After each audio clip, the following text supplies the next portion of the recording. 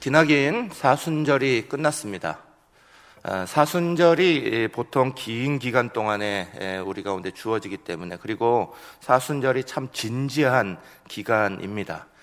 그러다 보니까 사순절이 딱 끝나고 나서 부활을 맞을 때는 우리의 아직 몸도 마음도 표정도 확 바뀌지를 않을 때가 많습니다. 그래서 오늘도 시작할 때 약간의 유머로 우리 같이 기쁨을 조금 얼굴을 나타내고, 그리고 나서 이렇게 말씀을 듣겠습니다.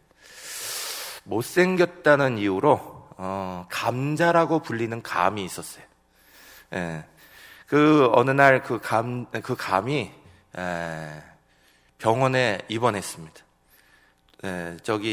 친구들이 하도 감자라고 놀려대갖고 거기에 이제 우라병이 나갖고 그래서 병원에 입원하게 됐습니다. 친구들이 미안해가지고요, 감 친구들이 병원을 우르르 몰려갔습니다. 그랬더니 이제 의사 선생님이 친구들한테 절대로 감자라고 놀리면 안 된다. 감자라고 놀리면 우라병이 터져가지고 그래서 속이 터져 죽게 된다. 그러니까 절대 그러지 마라, 이렇게 당부했어요. 친구들이 이제 병실로 가갖고 이렇게 위문을 하면서 미안하다, 잘못했다, 우리 사이좋게 지내자 등등 막 얘기를 하는데 감이 화가 났어요. 화가 나가지고 저쪽 벽 보고는 딱 누워가지고는 얼굴도 안 보는 거예요. 자는 척 하고 있는 거예요. 계속 옆에서 잘못했다 그래도 안 돼요. 그래서 한 친구가 다가갔습니다. 그리고 감의 귀에다 대고 뭐라고 속삭였더니, 그랬더니 이 감이 속이 터져 죽어버렸답니다. 뭐라고 속삭였냐? 감자? 그랬답니다. 웃으시는 분들이 복이 있어요. 한 부부가 5살 딸을 데리고 이삿집을 찾으러 다녔어요. 그 이삿집을, 좋은 집을 마침 딱 발견해갖고 주인을 만나가지고, 아이고 좀 이 집 좀 우리한테 파십시오 그랬더니 단호하게 주인이, 우리는 아이 있는 집은 안 팝니다, 그래 버린 거예요. 그래서 어쩔 수 없잖아요. 근데 돌아가는데 그 딸내미가 잠깐만요 그러더니 주인한테 말합니다. 저한테 파시지요. 저는 자식이 없어요. 대신에 부양할 부모만 있어요, 그렇더랍니다. 그래서 웃으면서 계약이 됐다 그러네요. 늙은 당나귀가 실수로 우물에 빠졌어요. 그러니까 우물도 못 쓰게 되고 당나귀도 꺼낼 수가 없게 됐어요. 당나귀가 이미 늙었으니까 안 되겠다 싶어 주인이 우물을 덮어버리자, 이렇게 된 거예요. 동네 사람들을 불러가지고 막 열심히 흙을 퍼다 막 덮었습니다. 그랬더니 밑에 있던 당나귀가 처음에는 꽥꽥 소리를 지르면서 막 그러더래요. 근데 조금 있으니까 잠잠해진 거예요. 한참 작업을 하다가 어떻게 됐나, 많이 흙이 쌓였나 싶어가지고 이렇게 주인이 내려보는데 당나귀가 흙을 막 툭 털면서 버티고 있는 거예요. 버티고 있을 뿐만이 아니라 발로 다지더라는 거예요. 그러면서 점점 올라오는 거예요. 그걸 보고는 주인이 우와 하면서 이 당나귀를 살려줬다는 얘기예요. 인생을 살다가 보면 당나귀가 우물에 빠지는 것처럼 어쩌보면 살다 보면 산다는 게 우물 빠졌다가 나오는 일에 끊임없는 반복일 수가 있습니다. 중요한 건 우물에 빠졌을 때 머리 위에 쏟아지는 그 흙더미를 가만히 맞고 무너지는 게 아니라 계속해서 움직이면서 털어버리는 거야. 그리고 발로 딛고 그것을 거꾸로 이겨 올라와 버리는 거야. 나를 위협하는 이러한 일들, 일어서기 위한 디딤돌이 된다 생각하는 것이 부활신앙 가지고 살아가는 사람인 줄 믿으시기를 간절히 바랍니다. 오늘 우리가 부활 맞으면서요, 이렇게 막달라 마리아, 부활의 첫 증인된 한 여인의 이야기부터 오늘 잠깐 나눕니다. 사실 막달라 마리아의 이야기는 요한복음 20장 우리가 읽은 18절뿐만이 아니라 그 앞에 쭉 많은데, 그 이야기를 줄이고 제자들과 연결되는 부분을 우리가 같이 좀 말씀을 대하려고 합니다. 주님께서 죽으시고 그 후에 안식 후 첫날 되었을 때 막달라 마리아가 그 무덤을 찾아갔습니다. 그 무덤에 돌을 어떻게 옮길까 걱정하며 가는 그 자리에 놀랍게 그 무덤은 빈 무덤으로 열려 있었습니다. 그리고 거기에 당황하고 있는 이 막달라 마리아가 첫 번째 부활의 증인이 됐어요. 예수님을 만나게 되죠. 그 예수님을 딱 만나 뵈므로 말미암아 이 마리아가 기쁨 가운데 사람들에게 막 나가서 하는 말을 요한복음 20장 18절에 이렇게 말합니다. 우리 같이 말씀 한번 읽으시겠습니다. 막달라 마리아가 가서 제자들에게 내가 주를 보았다 하고 또 주께서 자기에게 이렇게 말씀하셨다 이르니라. 아멘. 여기에 보면 막달라 마리아가 두 가지를 말한 거예요. 내가 주를 보았다. 그리고 주께서 나에게 이렇게 말씀하셨다. 내가 주를 보았다. 주께서 이렇게 말씀하셨다. 두 가지 말씀이에요. 그런데 이 두 가지 말씀이 아주 중요한 말씀이에요. 이 두 가지, 사실은 이 마리아가 시작할 때는 내가 주를 보았다로 시작했는데 끝을 낼 때는 주께서 나에게 이렇게 말씀하셨다로 끝내는, 이게 사실은 이 막달라 마리아를 통해서 요 한 문장이지만 우리의 신앙의 핵심을 딱 말씀하는 거나 마찬가지예요. 무슨 말씀이냐? 우리의 시작은 내가 주를 보았다처럼 여전히 아직도 주어가 나에게 있습니다. 그런데 주께서 이렇게 말씀하셨다. 주어가 예수님으로 옮겨가는 거예요. 신앙의 가장 놀라운 핵심은 주어가 나였던 삶이 주어가 예수님인 삶으로 변하는 거예요. 이것을 확증지어 놓은 사건이 예수님의 부활 사건이에요. 참다운 신앙의 성장은 여전히 내가 주인공인 주어인 자리에서 주님이 말씀하셨다라고, 주님이 나에게 말씀하셨다라고 주어가 바뀌는 순간부터 일어나는 거예요. 예레미야 선지자를 통해서 이렇게 말씀하셨어요. 예레미야 2장 19절입니다. 내 악이 너를 징계하였고 내 반역이 너를 책망할 것이라. 그런즉 내 하나님 여호와를 버림과 내 속에 나를 경외함이 없는 것이 악이요 고통인 줄 알라. 주 만군의 여호와의 말씀이니라. 아멘. 말씀해 보면 나를 경외하는 것이 없는 것이 악이요 고통이니라 이렇게 말씀하셨어요.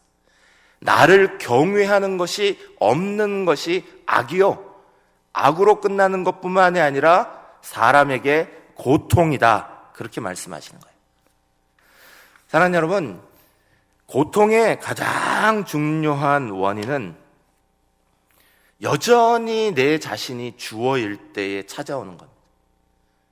내가 그 고통을 내 스스로 다 짊어지고 내가 고민하고 내가 그 속에 빠져나오지 못하고 있을 때, 예수님을 분명히 우리가 구주로 믿고 주님을 의지해야 된다는 거 알면서도 여전히 막달라 마리아와 같이 내가 주를 보았다, 나의 시선에서 나의 주어에서 벗어나지 못할 때 여전히 고통이 그대로 있습니다. 요한복음 20장 13절에는 그 마지막 부분에 이렇게 써 있어요. 사람들이 내 주님을 옮겨다가 어디 두었는지 내가 알지 못함이니이다. 그래요. 내가 알지 못합니다. 여전히 주어가 막달라 마리아에게 있죠. 여전히 내가 알지 못합니다. 근데 사랑하는 여러분, 인생이 앞길에 대해서 뭘 그렇게 많이 압니까? 우리가 뭘 그렇게 세상에 대해서 많이 알고 살아갑니까?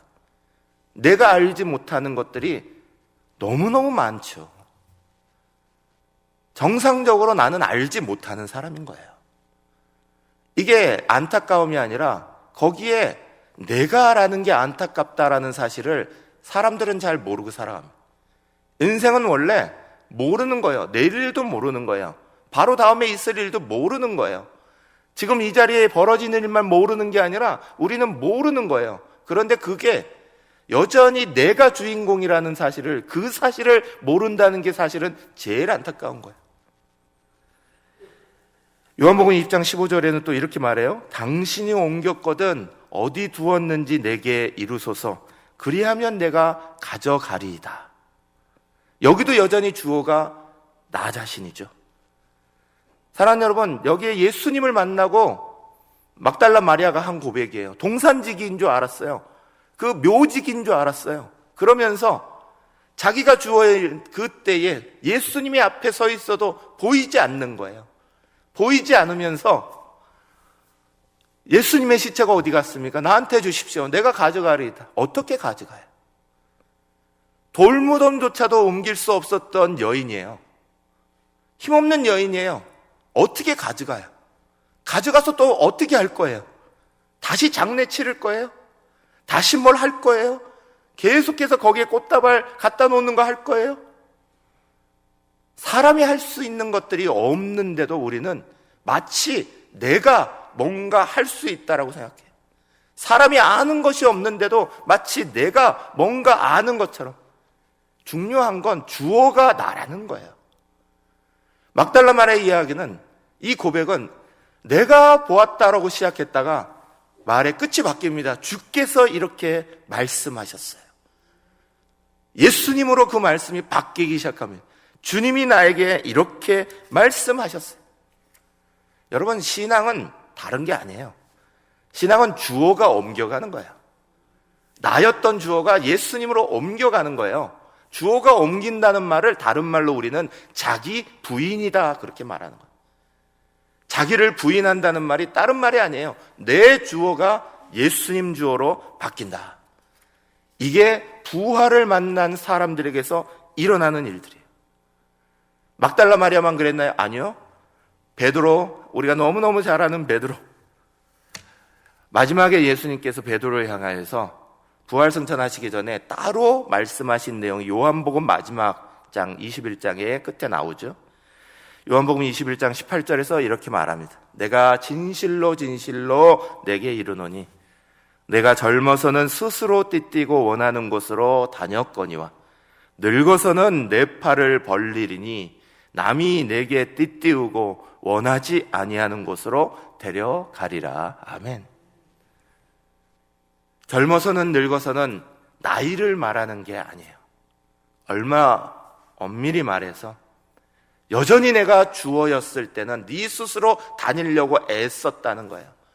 그러나 이제 내가 너에게 자리 잡은 이 순간부터 너는 다른 사람을 위한 삶을 살아갈 거야. 사람을 낚는 어부가 될 거야. 진정한 사람 낚는 어부가 되는 거야. 이렇게 말씀하고 계시는 거예요. 신앙은 내 주어에서 예수님 주어로 바뀌는 순간 변하는 거예요.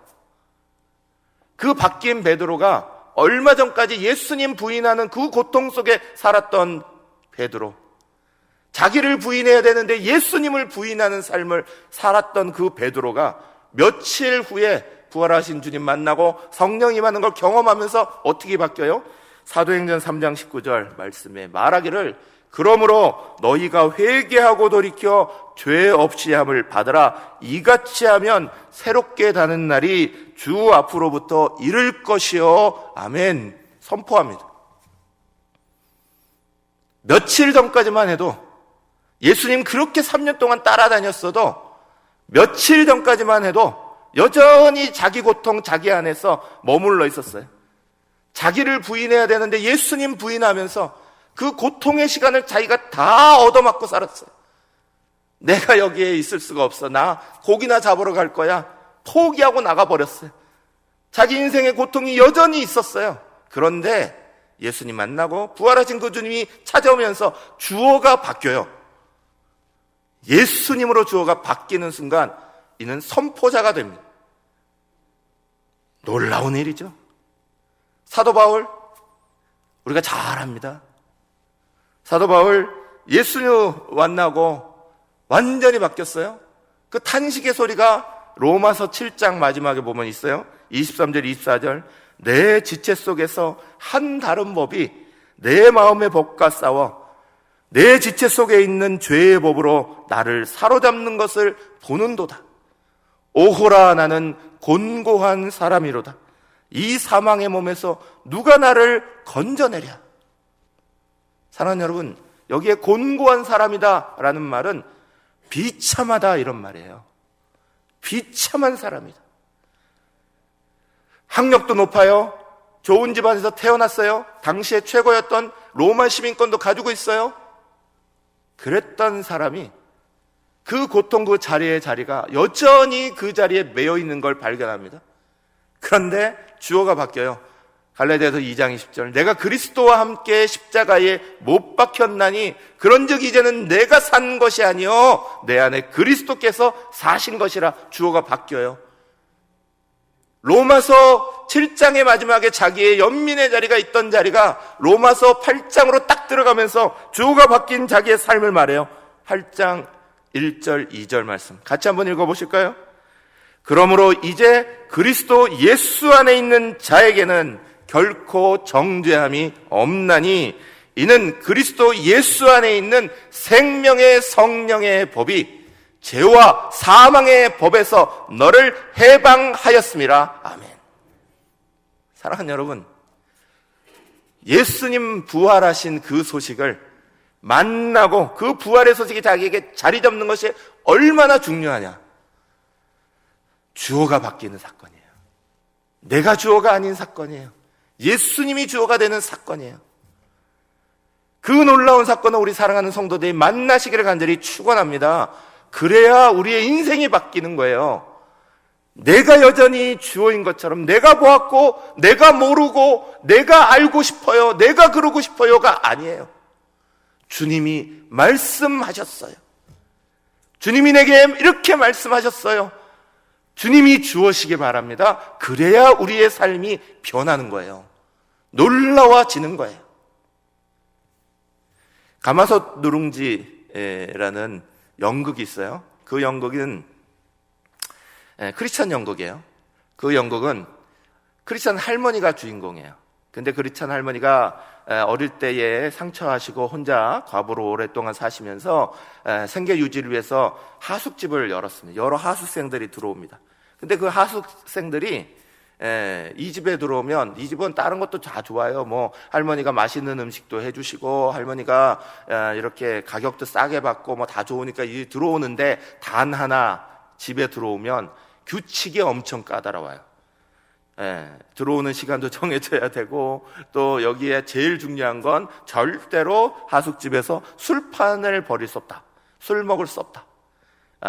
이분이 철저하게 예수쟁이 할머니라 그런 거예요. 거기 살다 보면 하숙생들이 막 투덜투덜합니다. 예수쟁이 할머니 때문에 우리가 못해 저거 못해, 어떤 혜택을 받는지 어떤 걸 받는지는 생각도 못하고, 그러다가 어느 날 할머니가 일이 있어서 그날 밤에 안 들어오세요. 그랬더니 하숙생들이 단합합니다. 잘 됐다, 오늘 밤에 할머니 안 오신다. 오시기 전까지 열심히 술 먹고 오시기 전에 치우자. 그런데 술판을 먹고 다 나뒹굴어져서 막 난장판이 되어 있는 그 자리에 할머니가 하숙집 걱정돼서 오래 있지 못하고 빨리 왔어요. 들어와 보니 집은 난장판이 되어 있습니다. 그리고 막 이쪽 저쪽에 뒹굴어서 자고 있고 술병들이 난리가 나 있습니다. 거기에 그 연극의 하이라이트가 나와요. 이 할머니가 고백합니다. 독백합니다. 독백이 뭐냐? 니네들 예수장이 욕하지만 욕할 거 하나도 없어. 이 세상에서 예수쟁이들 없어봐라. 세상이 이런 난장판밖에 더 되겠냐? 그래도 세상이 이만큼이라도 지탱되는 건 예수쟁이들 있기 때문이야. 그렇게 독백하는 얘기가 나와요. 널브러져 있는 난장판 속에 혼자 서서 독백하는 그 할머니. 그 연극은 점점 지나갈수록 그 할머니의 사랑, 그 할머니의 것에 사람들이 자꾸 동화되는 것으로 해서 끝납니다. 사랑하는 여러분, 저와 여러분 모두는 그리스도인으로서 이 땅을 살아갑니다. 때로는 규칙이 엄하기도 하고 때로는 뭐가 달라지는 것 같아요. 그런데도 우리 가운데 중요한 건 그 예수님 때문에 정말 우리의 삶에 가장 중요한 게 변한 것, 그걸 잃어버리면 안 되는 거예요. 가장 중요한 건 뭐가 변했냐? 내가 주어였다가 예수님이 주어가 되는 거예요. 그게 신앙이에요. 진정한 신앙의 자리를 만나시기를 간절히 축원합니다. 진짜 부활의 증인을, 부활의 주님을 만나면 막달라 마리아 같은 고백이 터지는 거예요. 내가 주를 보았다로 시작해서 주께서 이렇게 말씀하셨다로 끝나는 그것이 신앙이에요. 이 한 문장 안에 신앙의 가장 중요한 것이 짧지만 중요하게 써 있는 거예요. 믿으시기를 간절히 축원합니다. 그러면서 그날 다른 사건 하나가 벌어져요. 요한복음 20장 19절 이렇게 말씀합니다. 이날 곧 안식 후 첫날 저녁 때에 제자들이 유대인들을 두려워하여 모인 곳의 문들을 닫았더니 예수께서 오사 가운데 서서 이르시되 너희에게 평강이 있을지어다. 아멘. 방송실은 요 말씀 계속 좀 띄워놔 주세요. 사랑하는 여러분, 요한복음 20장 19절 첫 번째 어떻게 시작해요? 이날 곧 안식 후 첫날 저녁 때에. 이 안식 후 첫날 저녁 때가 언제냐? 막달라 마리아가 예수님을 만나고 그냥 가만히 있을 수 없어. 동네방네 만나는 사람마다 내가 주를 보았어, 예수님이 나에게 이렇게 말씀하셨어라고 막 외치고 다닐 때예요. 막달라 마리아는 막 외치고 다녀요. 가만히 있을 수가 없어요. 그런데 그날 전 똑같은 날 제자들은 어떻게 하고 있다고요? 그 다음 말씀이 뭐라고 돼 있어요? 제자들이 유대인들을 두려워하여 모인 곳의 문들을 닫았더니, 이렇게 돼 있어요. 부활을 만난 막달라 마리아는 신났어요. 위험이 다가오고 있는데도 신났어요. 힘이 나요. 막 전하고 있어요. 그런데 제자들은 두려워요. 유대인들이 두려워요. 예수를 죽인 그 유대인들이 두려워요. 여기에 문을 닫았다라는 동사는 클레오인데요. 이건 그냥 닫았다는 게 아니에요. 2중 3중으로 견문을 닫았다는 거예요. 그 자물쇠 하나, 두 개, 세 개를 닫았다는 거예요. 꽁꽁 닫아놓고 거기에 머물러 있는 거예요. 얼마나 대조적이에요. 제자들은 예수님 늘 따라다니던 사람들인데 그 마음이 딱 닫혀가지고 거기에 머물러 있고요. 막달라 마리아는 과거 전력이 좋지 않았던 여자예요. 그래서 사람들에게 손가락질 당했던 여자예요. 그런데 예수님 만났다고, 부활하신 그분이 내게 말씀하셨다고 변하면서 막 밖으로 돌아다니고 있는 거예요. 제자들이 문만 닫아놓은 거 아니에요. 더 중요한 게는 자기의 마음의 문을 닫아놓고 있잖아요. 두려워하고 있잖아요. 염려하고 있잖아요. 그 문이 빗장처럼 자기의 마음의 문을 닫아버리고 있는 거예요. 이게 무서워요. 이게 두려워요. 이게 걱정이에요. 사랑하는 여러분, 신앙이 뭐예요? 신앙은 두려움의 빗장을 걷어내는 거예요. 의심과 불신의 문을 열어젖히는 거예요. 그게 신앙이에요. 두려움의 문으로 자기 자신을 닫아버리는 게 아니라 예수님이 찾아오셔서 그 두려움의 문이 열리는 사건이 신앙이에요. 예수님 만나는 사건이라고요. 그 신앙의 문을 이들이 닫아놓고 있어요. 문을 겹겹이 닫아놓고 있어요. 마음의 문도 겹겹이 닫아놓고 있어요. 두려움으로 가득 그 마음속에 머물고 있어요. 그런데 예수님이 어떻게 하세요? 그 다음에 뭐라고 써 있다고요? 문은 분명히 닫혔는데 예수께서 오사 가운데 서서 이르시되, 그래요. 사랑하는 여러분, 놀랍지 않습니까? 문이 다 닫혀 있어요. 그런데 그 부활하신 주님은 그 닫힌 문 가운데 그대로 들어오셔서 그들의 삶 가운데 서셨다는 거예요.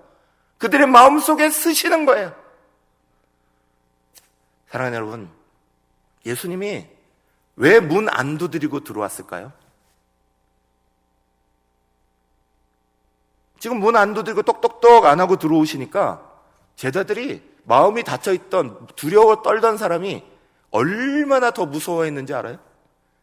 이걸 요한복음은 기록하지 않지만 누가복음 24장 37절에는 이렇게 써 있어요. 그들이 놀라고 무서워하여 그 보는 것을 영으로 생각하는지라. 그래요.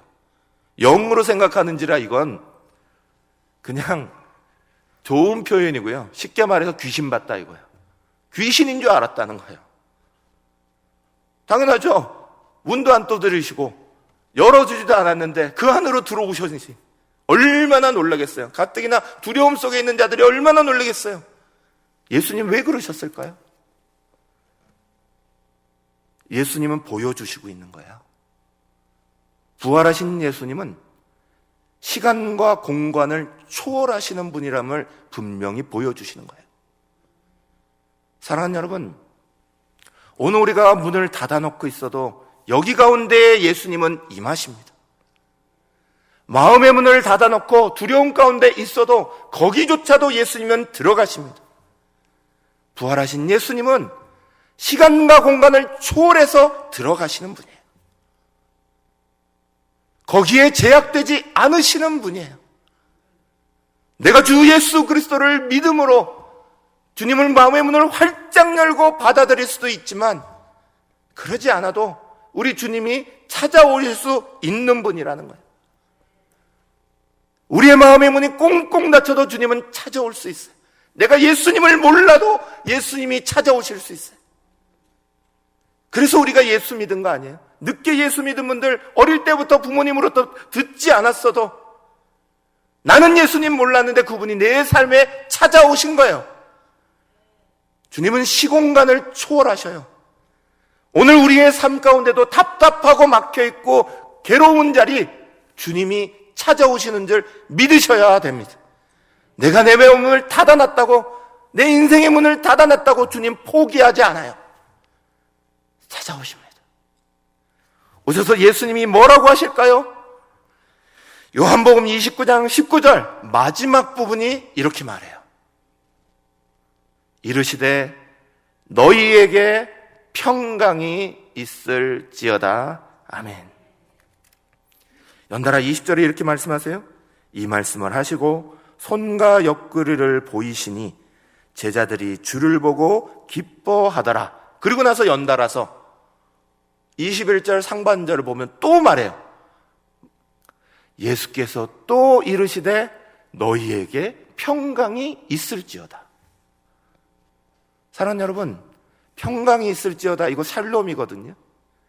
이스라엘 사람들이 흔히 하는 인사말이에요. 그런데 사랑하는 여러분, 인사말을 들어오자마자 2번씩 하지는 않아요.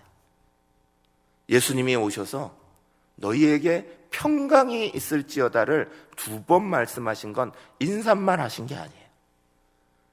강조하고 계시는 거예요.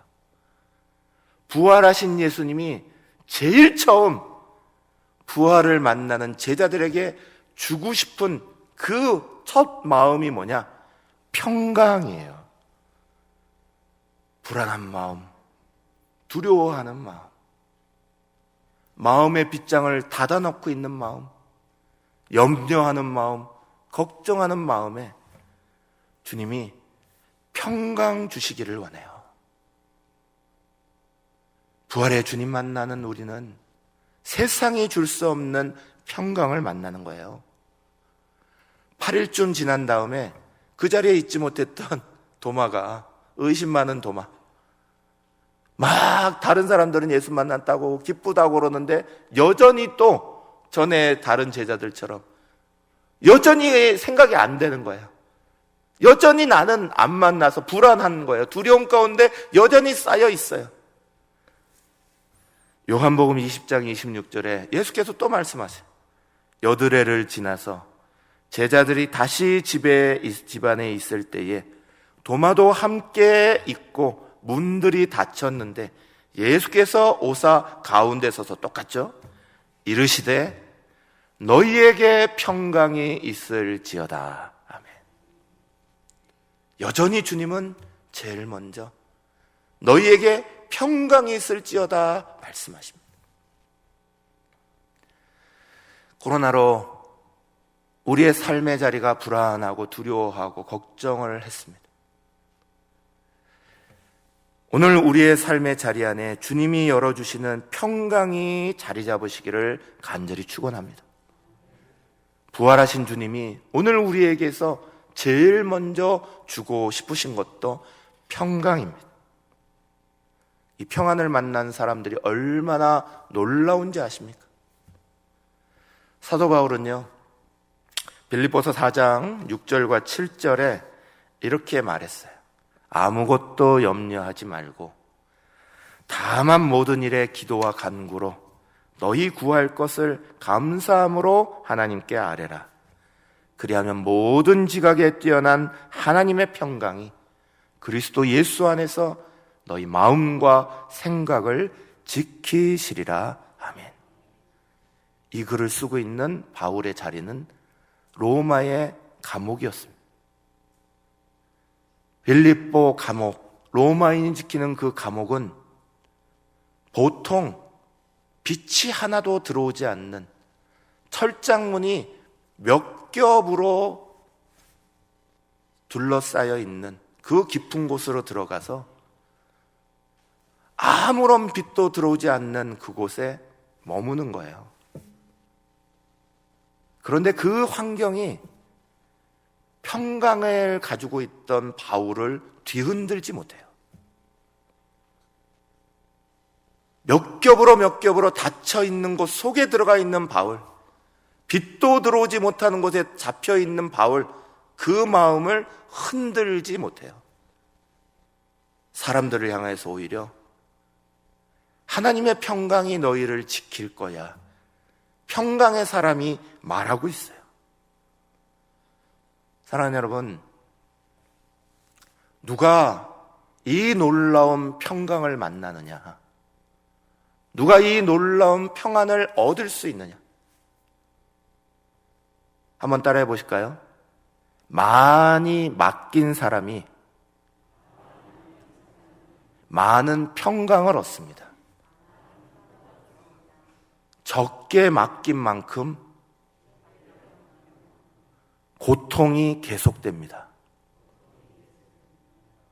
사랑하는 여러분, 저는 지금 두 발로 여기 서 있고 여러분은 의자에 앉아 있습니다. 누가 더 평안합니까? 육체적으로만 보면 아무래도 더 많이 앉아 있는 여러분입니다. 기대고 있는 분들이에요. 여러분보다 더 편안하려면 누워버리면 됩니다. 사람은 편안하게 누워서 자는 거예요. 서서 자지 못합니다.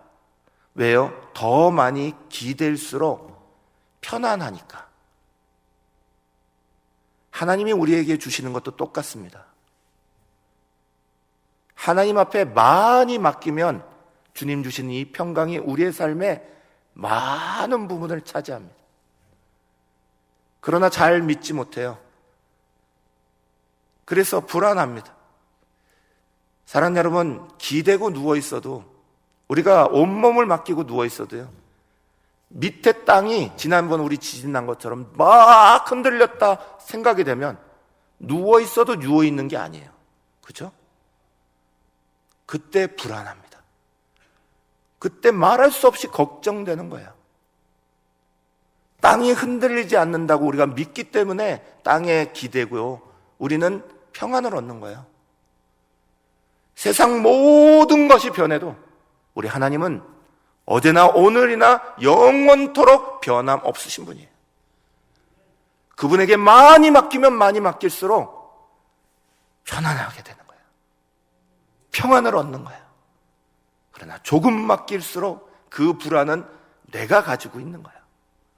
내가 여전히 주어이고 내가 여전히 그 많은 것들을 가질수록 염려, 걱정이 떠나지 않는 거예요. 성경은 부활의 증인들 통해 우리에게 다 말씀하고 계십니다. 맡기라는 거예요. 주님 앞에 다 의탁하라는 거예요. 그것이 우리의 마음에 평안을 얻고 새 힘을 얻고 힘을 얻는 가장 중요한 방법임을 믿으시기를 간절히 바라고요. 이번 부활주일 내 주어가 아닌 예수님 주어로 진짜 다 맡겨버리시는 복된 은혜를 구하시기를 간절히 축원합니다.